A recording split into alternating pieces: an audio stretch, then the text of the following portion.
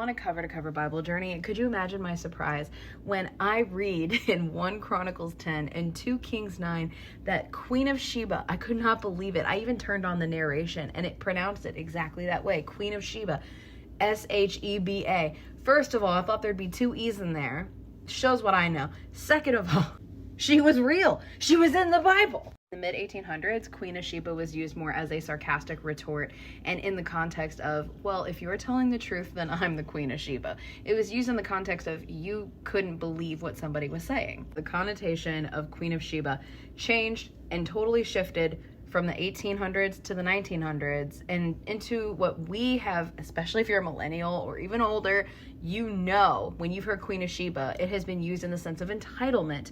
Who do you think you are, the Queen of Sheba? And has specifically been targeted towards women and spoiled children. I gave you a bit of a history lesson on the Queen of Sheba as an idiom and how it's evolved over time, because in the Bible, her character traits are completely blown out of proportion. They're completely the opposite than what we have used them in connotation of.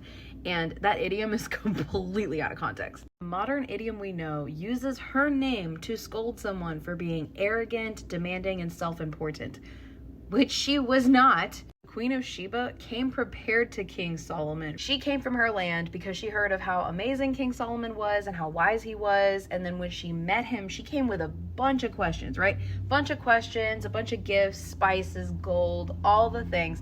And she tried to exhaust him, but she couldn't. He answered every question. She was mind blown, and she was even more mind blown by his prosperity and praised him. And even though she didn't believe in the same God as Solomon and she believed in something else, she said, praise your God. You are so blessed. He not only blessed you with wisdom, he blessed you with prosperity, and everybody who works for you loves working for you.